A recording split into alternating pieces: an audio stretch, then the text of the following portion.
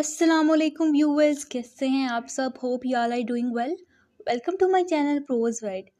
आज की इस वीडियो में हम डिस्कस करेंगे प्राइड एंड प्रेजुडिस के मेन कैरेक्टर्स। इस नॉवल से रिलेटेड दो वीडियोस और भी हैं, एक में हमने समरी को डिस्कस किया और एक में हमने ओवरऑल नॉवल को डिस्कस किया। उन दोनों वीडियोस का लिंक मैं इस वीडियो के डिस्क्रिप्शन में ऐड कर दूंगी और एंड पे एक प्लेलिस्ट भी ऐड कर दूंगी, तो आपने जो भी वीडियो देखनी हो आप वहाँ से सिलेक्ट कर सकते हैं। और व्यूअर्स, अगर आपने अभी तक मेरा चैनल सब्सक्राइब नहीं किया तो जल्दी से चैनल को सब्सक्राइब कर दें, क्योंकि अगर आप चैनल को सपोर्ट करेंगे तो इस तरह की मजीद वीडियोस आपको देखने को मिलेंगी। स्टार्ट करते हैं आज की वीडियो।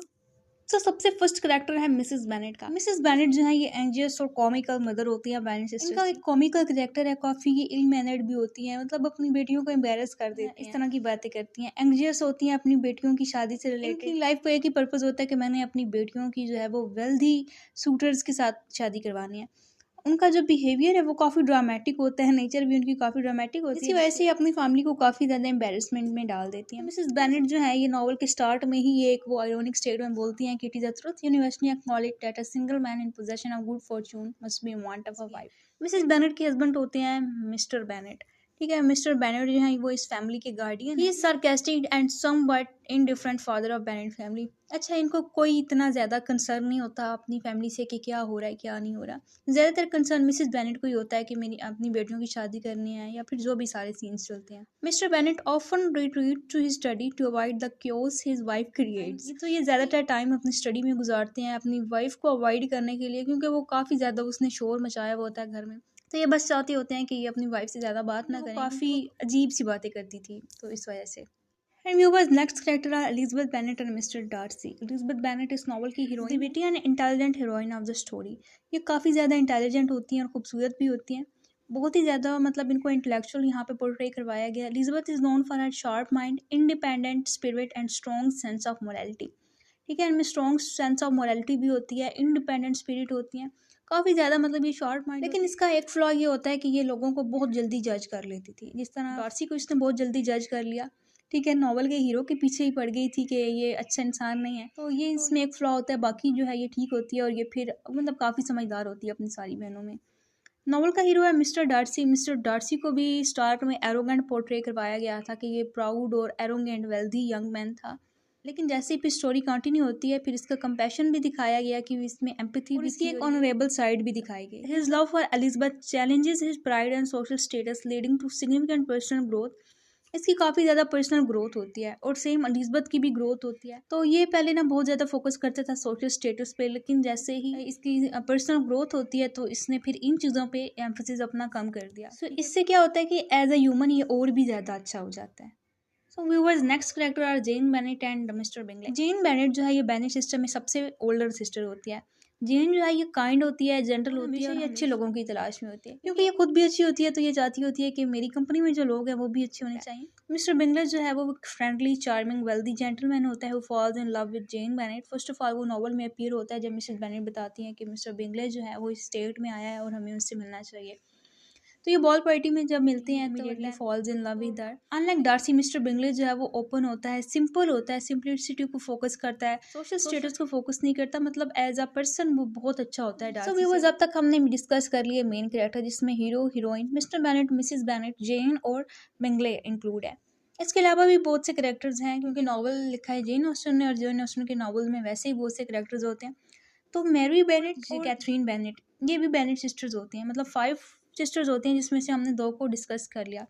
मैरी बेनेट जो है ये थर्ड सिस्टर होती है। मैरी जो है वो काफ़ी सीरियस होती है, मोरलिस्टिक भी होती है और पाइस होती है। She often read books on moral improvement and strive to demonstrate an ideal. काफ़ी ज़्यादा बुक्स पढ़ती है, और बुक्स किस चीज़ पे पढ़ती है, मोरालिटी पे पढ़ती है, और इसकी कोशिश होती है कि ये अपना बिहेवियर अच्छे से अच्छा करती जाए। फोर्थ सिस्टर है कैथरीन, जिसका नाम किटी भी होता है। किटी और लीडिया की आपस में बहुत बनती होती है और बहुत ही इनकी लाइवली नेचर होती है और अटेंशन ग्रैबिंग होती हैं, और आर्मी ऑफिसर्स से बातें करने इनको अच्छा लगता है। लाइक एक किस्म का क्रश समझती थी आर्मी ऑफिसर्स को, फिर ये उससे मिलती भी हैं विक्रम से, और वो जो सारी स्टोरी कंटिन्यू होती है। सो व्यूअर्स, सबसे छोटी बेनेट सिस्टर जो होती है वो लीडिया होती है। लीडिया जो है ये काफ़ी लाइवली, जॉयफुल और फ्लर्टी लड़की होती है। ठीक है, इसका बिहेवियर इतना अच्छा नहीं होता, मतलब बाकी बहनों की तरह इतनी समझदार नहीं होती, बहुत इसके एक्शन इम्पल्सिव होते हैं, ये काफ़ी मैच्योर होती है, और ये जो है प्लॉट में कॉम्प्लिकेशंस क्रिएट कर देती है। Next actor is mister Collins. Mister Collins जो है ये मिस्टर बेनेट के कज़न होते हैं। मिस्टर बेनेट की डेथ के बाद सारी इनहेरिटेंस उनकी मिस्टर कॉलिंस को मिलनी होती है। ये इधर बेनेट के घर में आता है और ये कहता है कि वैसे ही मुझे जायदाद मिल जानी है तो मैं ऐसे करता हूँ किसी से शादी कर लेता हूँ। तो ये जेन को प्रपोज करता है, लेकिन वो बताते हैं कि जेन ऑलरेडी इंगेज्ड है। तो ये एलिजबेथ को प्रपोज करता है और एलिजबेथ इसका प्रपोजल रिजेक्ट कर देती है। तो काफ़ी ज़्यादा इसके अब्सर्ड प्रपोजल होते हैं कि एलिजबेथ की तरह बिल्कुल भी इंटेलिजेंट नहीं होता, मतलब एलिजबेथ के बिल्कुल ऑपोजिट होता है। जब एलिजबेथ इसका प्रपोजल रिजेक्ट करती है तो ये एलिजबेथ की बेस्ट फ्रेंड को प्रपोज करता है, यानी कि चार्ल्स ल्यूकस को, और फिर इन दोनों की शादी हो जाती है। तो वो चार्ल्स ल्यूकस जो है ये एलिजबेथ की बेस्ट फ्रेंड होती है। ये भी काफ़ी प्रैक्टिकल और सेंसिबल होती है। ये मिस्टर कॉलिंस का प्रपोजल जो है ये आउट ऑफ नेसेसिटी एक्सेप्ट करती है रेदर देन लव, यानी कि इसको लगता है कि ठीक है, मतलब ठीक ही है, अगर हो जाती है शादी तो ठीक है। मतलब जिस तरह वो विक्टोरियन टाइम पीरियड में होता था लेडीज़ का कंसर्न के बस शादी हो जाए किसी भी अच्छी फैमिली में तो बस ठीक है। सो ये अपनी एक ज़रूरत के तौर पर शादी करती है, लव की वजह से शादी नहीं करती। Next character is mister Vikram. अगर हम कहें कि इसमें कोई एंटागनिस्ट हो सकता है तो इसमें ये मिस्टर विक्रम और लेडी डी बॉय हो सकते हैं। ठीक है, ये क्या होता है कि एक चार्मिंग ऑफिसर होता है, आर्मी ऑफिसर जो होता है वो initially appears kind and noble. ठीक है, ये सबको स्टार्ट में बहुत ही काइंड लगता है लेकिन ये इतना काइंड होता नहीं है क्योंकि ये एक की एंटागनिस्ट भी है स्टोरी का।